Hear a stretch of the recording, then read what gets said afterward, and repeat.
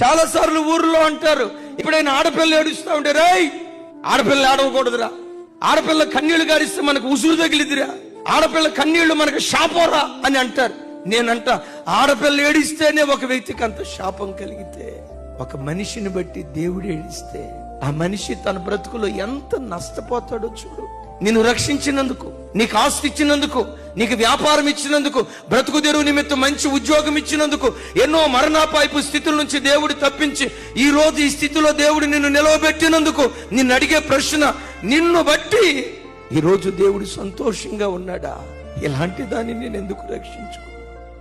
ఎలాంటి వాడి కొరకు నా ప్రాణం ఎందుకు పెట్టానా? ఎలాంటి వాడికి సావి ఎందుకు ఇచ్చానా?